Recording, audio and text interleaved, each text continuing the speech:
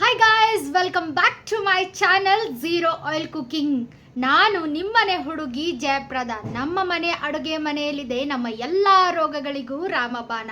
ನಾವು ಮಾಡೋ ಪ್ರತಿಯೊಂದು ಅಡುಗೆ ನಮ್ಮ ದೇಹದ ಆರೋಗ್ಯ ಸ್ಥಿತಿಯನ್ನು ಸುಧಾರಿಸುತ್ತೆ. ಹಾಗಾದರೆ ನಾನು ನಿಮ್ಮ ಮುಂದೆ ಬರ್ತಾ ಇದ್ದೀನಿ ಪ್ರತಿಯೊಂದು ದಿನ ಎಣ್ಣೆ ಇಲ್ಲದೆ ಯಾವ ರೀತಿ ಅಡುಗೆಗಳನ್ನು ಮಾಡಬೇಕು ಅಂತ ತಿಳ್ಕೊಳ್ಳೋಕ್ಕೆ ನೀವು ನನ್ನ ಚಾನಲ್ನ ಸಬ್ಸ್ಕ್ರೈಬ್ ಮಾಡಿ. ಹಾಗಾದರೆ ಇವತ್ತಿನ ರೆಸಿಪಿ ಯಾವುದು, ಎಣ್ಣೆ ಇಲ್ಲದೆ ಅದನ್ನು ಹೇಗೆ ಮಾಡ್ತಾ ಇದ್ದೀವಿ ಅಂತ ನೋಡೋಣ. ಇವತ್ತಿನ ಸ್ಪೆಷಲ್ ರೆಸಿಪಿ ಬಂದ್ಬಿಟ್ಟು ಮೊಳಕೆ ಕಾಳುಗಳ ರಸಮ್ ಅಂತ ಹೇಳಿ. ಇದು ನಮ್ಮ ಅಜ್ಜಿಯವರ ರೆಸಿಪಿ, ಅಂದರೆ ನಮ್ಮ ಅತ್ತೆಯವರ ಅತ್ತೆಯ ರೆಸಿಪಿ. ತುಂಬ ಸಖತ್ತಾಗಿರುತ್ತೆ. ಇದರಲ್ಲಿ ಯಾವುದೇ ರೀತಿಯಾದಂಥ ಎಣ್ಣೆ ತುಪ್ಪ ಏನೂ ಯೂಸ್ ಮಾಡೋ ಅವಶ್ಯಕತೆ ಇಲ್ಲ. ತುಂಬ ಹೆಲ್ತ್ ಬೆನಿಫಿಟ್ಸ್ ಕೂಡ ಇದೆ ಇದರಲ್ಲಿ. ಇದಕ್ಕೆ ನೀವೇನು ಮಾಡಬೇಕು ಅಂದರೆ ಫಸ್ಟು ಕಾಳುಗಳನ್ನ ಬೇಯಿಸ್ಕೋಬೇಕು. ನಿಮಗೆ ಇಷ್ಟ ಆಗಿರೋ ಯಾವ ಕಾಳಾದರೂ ನೀವು ತೊಗೊಳ್ಳಿ. ನಾನಿಲ್ಲಿ ಹುರುಳಿಕಾಳು ಮತ್ತು ಕಡಲೆಕಾಳನ್ನು ತೊಗೊಂಡಿದ್ದೀನಿ. ಅದನ್ನು ನೀರನ್ನು ನೋಡಿ ಫುಲ್ ಕಂಪ್ಲೀಟಾಗಿ ನೀರನ್ನು ಎಲ್ಲನೂ ಬಗ್ಗಿಸಿಟ್ಕೊಂಡಿದ್ದೀನಿ. ಸೊ ಇದಕ್ಕೆ ನೀವೇನು ಮಾಡಿ, ಒಂದು ನಿಂಬೆ ಹಣ್ಣಿನ ಗಾತ್ರದಷ್ಟು ಹುಣಸೆ ಹಣ್ಣನ್ನು ಹಾಕಿ. ಸೊ ಇನ್ನು ಇದಕ್ಕೆ ಬೇಕಾಗಿರೋ ಮಸಾಲೆ ಐಟಮ್ಸ್ಗಳು ಯಾವುದು ಅಂತ ನಾನು ಇವಾಗ ತೋರಿಸ್ತೀನಿ. ಅಷ್ಟರಲ್ಲಿ ಯಾರೆಲ್ಲ ಇನ್ನೂ ನನ್ನ ಚಾನಲ್ನ ಸಬ್ಸ್ಕ್ರೈಬ್ ಮಾಡಿಲ್ಲ, ದಯವಿಟ್ಟು ಸಬ್ಸ್ಕ್ರೈಬ್ ಮಾಡಿ. ಹೆಲ್ತ್ ಬೆನಿಫಿಟ್ಸೊಂದಿಗೆ ಎಣ್ಣೆ ಇಲ್ಲದೆ ಅಡುಗೆ ಮಾಡೋದನ್ನ ನಾನು ನಿಮ್ಮ ಮುಂದೆ ಡೈಲಿ ತರ್ತಾ ಇರ್ತೀನಿ. ಇಲ್ಲಿ ನೋಡಿ, ನುಗ್ಗೆ ಸೊಪ್ಪು, ಕೊತ್ತಂಬರಿ ಸೊಪ್ಪು, ಕರಿಬೇವು ಸೊಪ್ಪು, ಬೆಳ್ಳುಳ್ಳಿ ಮತ್ತು ಇಂಗ್ರೀಡಿಯೆಂಟ್ಸ್ ಆಗಿರುವಂಥ ಕಾಳುಮೆಣಸು, ಮೆಂತೆ, ಜೀರಿಗೆ ಎಲ್ಲನೂ ಜಸ್ಟ್ 1 ಟೀ ಸ್ಪೂನ್ ತೊಗೊಂಡಿದ್ದೀವಿ ಅಷ್ಟೇ. ಮತ್ತು 2 ಹಸಿಮೆಣಸಿನ್ಕಾಯಿ ನಿಮಗೆ ಖಾರಕ್ಕೆ ಬೇಕಾದರೆ. ಇಲ್ಲಿ ಒಂದು ಮೇನ್ ಏನಂದರೆ, 1 ಚಿಟಿಕೆಯಷ್ಟು ಮಾತ್ರನೇ ತೆಂಗಿನಕಾಯಿ ತುರಿನ ತೊಗೋಬೇಕು ನೀವು, ಜಾಸ್ತಿ ತೊಗೋಬಾರ್ದು.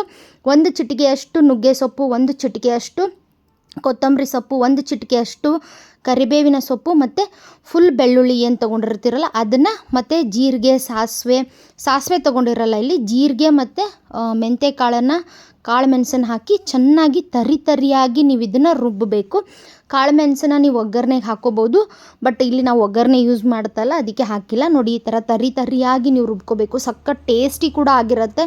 ಆಮೇಲೆ ನಾನು ನಿನ್ನೆ ವೀಡಿಯೋನ ಅಪ್ಲೋಡ್ ಮಾಡೋಕ್ಕಾಗಲಿಲ್ಲ, ಬಿಕಾಸ್ ನಮ್ಮ ಮನೆಯವ್ರ ಬರ್ತ್ಡೇ ಇದ್ದಿದ್ದರಿಂದ ನಮಗೆ ಕಿಚನ್ಗೆ ಹಾಲಿಡೇ ಕೊಟ್ಟಿದ್ದರು, ಅದಕ್ಕೋಸ್ಕರ. ಸೊ ನೋಡಿ, ಈ ಥರ ತರಿಯಾಗಿ ರುಬ್ಬಿ ಉಪ್ಪನ್ನು ಹಾಕ್ಕೊತಾ ಇದ್ದೀವಿ. ಇಲ್ಲಿ ಉಪ್ಪನ್ನು ನಾವು ಮಿಕ್ಸರ್ಗೆ ಹಾಕ್ತಾಯಿಲ್ಲ. ಸೊ ಇವಾಗ ಇದರಿಂದ ರಸಮ್ ಯಾವ ರೀತಿ ಮಾಡೋದಂತ ನೋಡೋಣ. ಇಲ್ಲಿ ಒಂದು ಪಾತ್ರೆನ ಸ್ಟೋವ್ ಮೇಲೆ ಇಟ್ಕೊಳ್ಳಿ, ಬಟ್ ಗ್ಯಾಸ್ ಆನ್ ಮಾಡೋಕ್ಕೆ ಹೋಗಬೇಡಿ. ಸೊ ಏನೇನು ಇಂಗ್ರೀಡಿಯೆಂಟ್ಸ್ನ ನಾನೆಲ್ಲ ತೋರಿಸಿದ್ದೀನಲ್ವ ಅದನ್ನು ಎಲ್ಲನೂ ನೀವಿಲ್ಲಿ ಆ್ಯಡ್ ಮಾಡ್ಕೊಳ್ಳಿ. ಓಕೆ, ಸೊ ಪ್ರತಿಯೊಂದು ಇಂಗ್ರೀಡಿಯೆಂಟ್ಸ್ನ ಆ್ಯಡ್ ಮಾಡ್ಕೊಂಡ್ಬಿಟ್ಟು, ಸೊ ಗ್ಯಾಸ್ ಆನ್ ಮಾಡೋಕ್ಕೆ ಹೋಗಬೇಡಿ. ಅಗೇನ್ ಹೇಳ್ತಾ ಇದ್ದೀನಿ ನಾನು. ಇದಕ್ಕೆ ನಿಮಗೆ ಬೇಕಾಗಿರುವಂಥ ನೀರಿನ ಕನ್ಸಿಸ್ಟೆನ್ಸಿ, ಅಂದರೆ ನಿಮಗೆ ರಸಮ್ ಎಷ್ಟು ಬೇಕು, ಎಷ್ಟು ಜನಕ್ಕೆ ಮಾಡ್ತಾ ಇದ್ದೀರಾ ಅನ್ನೋದ್ರ ಮೇಲೆ ನೀರಿನ ಕನ್ಸಿಸ್ಟೆನ್ಸಿ ಜೊತೆಗೆ ನಾವು ಆಲ್ರೆಡಿ ಕಾಳನ್ನು ಏನು ಬೇಯಿಸ್ಕೊಂಡು ಹುಣಸೆ ಹಣ್ಣು ಹಾಕಿಟ್ಕೊಂಡಿದ್ವಲ್ಲ ಅದನ್ನು ಹಾಕ್ಕೊಂಡು ನೀರನ್ನು ಕೂಡ ನೀವಿಲ್ಲಿ ಅಡ್ಜಸ್ಟ್ ಮಾಡ್ಕೊಳ್ಳಿ. ಸೊ ಈ ಥರ ಅಡ್ಜಸ್ಟ್ ಮಾಡ್ಕೊಂಡ್ಮೇಲೆ ನೀವು ಗ್ಯಾಸನ್ನು ಆನ್ ಮಾಡಬೇಕು. ಸೊ ಗ್ಯಾಸನ್ನು ಆನ್ ಮಾಡಿದಾಗ ಇದು ಚೆನ್ನಾಗಿ ಕುದಿಬಾರ್ದು, ನೆನ್ಪಿಟ್ಕೊಳ್ಳಿ. ಅಗೇನ್ ಆ್ಯಂಡ್ ಅಗೇನ್ ಹೇಳ್ತಾ ಇದ್ದೀನಿ, ಕುದಿಬಾರ್ದು. ಜಸ್ಟ್ ಇದು ನೊರೆ ಕಟ್ಟಬೇಕಷ್ಟೆ, ಮೇಲೆ ಒಂಥರ ನೊರೆ ಬರಬೇಕು.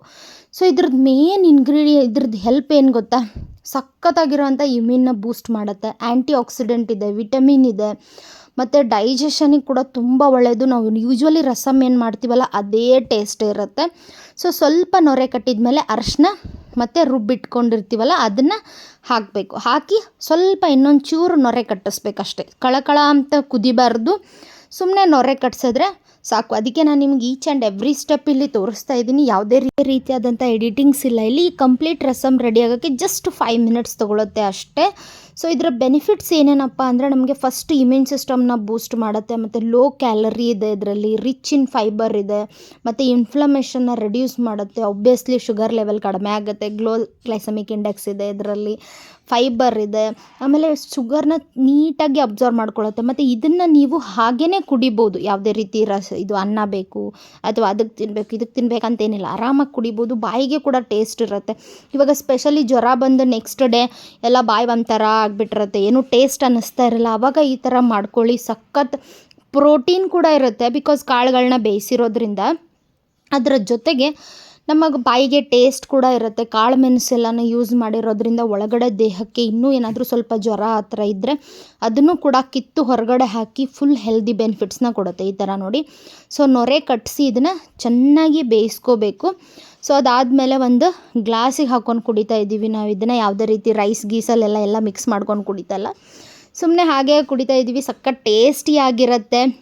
ಒಂದು ಸತಿ ನೀವು ಟ್ರೈ ಮಾಡಿ. ಮತ್ತು ಇದ್ರದ್ದು ಇನ್ನೊಂದು ಬೆನಿಫಿಟ್ಸ್ ಏನಂದರೆ, ನಮಗೆ ಜಾಸ್ತಿ ಸ್ಕಿನ್ ಹೆಲ್ತನ್ನ ಕೊಡುತ್ತೆ ಇದು. ನಾವು ಇದನ್ನು ತುಂಬ ತೊಗೊತೀವಿ ರೆಗ್ಯುಲರಾಗಿ. ನಮ್ಮ ಅತ್ತೆ ಅವ್ರ ಅತ್ತೆ ನೆನಪಿಗೋಸ್ಕರ ಯಾವಾಗಲೂ ನಾನು ಕಾಳು ಬೇಯಿಸಿದಾಗ ಕೊಡಮ್ಮ ನಮ್ಮ ಅತ್ತೆ ಈ ಥರ ಮಾಡ್ತಾಯಿದ್ರು, ಮಾಡೋಣ ಚೆನ್ನಾಗಿರುತ್ತೆ ಅಂತ ಹೇಳಿ ಮಾಡ್ತಾಯಿರ್ತಾರೆ. ನೀವು ಕೂಡ ಒಂದು ಸತಿ ಟ್ರೈ ಮಾಡಿ ಹೇಗಿತ್ತು ಅಂತ ನನಗೆ ಹೇಳಿ. ಇದಕ್ಕೆ ಒಗ್ಗರಣೆ ಗಿಗ್ಗರಣೆ ಏನೂ ಬೇಕಾಗಿಲ್ಲ, ಸಖತ್ ಟೇಸ್ಟಿ ಆಗಿರುತ್ತೆ, ಕಲರ್ಫುಲ್ ಕೂಡ ಆಗಿರುತ್ತೆ. ಸಪೋಸ್ ನೀವು ಖಾರ ತಿನ್ನಲ್ಲ ಅಂದರೆ ಮೆಣಸಿನ್ಕಾಯಿನ ಸ್ಕಿಪ್ ಮಾಡ್ಕೋಬೋದು. ಸೊ ನನ್ನ ಎಲ್ಲ ವೀಡಿಯೋಸ್ಗಳು ಯಾವ್ಯಾವ ರೆಸಿಪಿ ಮಾಡಿದ್ದೀನಿ ಅದರದ್ದು ಮತ್ತು ಅದರ ಬೆನಿಫಿಟ್ಸ್ನ ನಾನು ಡಿಸ್ಕ್ರಿಪ್ಷನ್ ಬಾಕ್ಸಲ್ಲಿ ಹಾಕಿರ್ತೀನಿ, ಚೆಕ್ ಮಾಡ್ಕೊಳ್ಳಿ. Thank you so much for watching. ನಾಳೆ ಮತ್ತೊಂದು ಹೆಲ್ದಿ ರೆಸಿಪಿಯೊಂದಿಗೆ ನಾನು ನಿಮ್ಮನ್ನು ಮೀಟ್ ಆಗ್ತೀನಿ. ಅಲ್ಲಿವರೆಗೂ ಟೇಕ್ ಕೇರ್, ಬಾಯ್. ಸಬ್ಸ್ಕ್ರೈಬ್ ಮಾಡೋದನ್ನ ಮರಿಬೇಡಿ.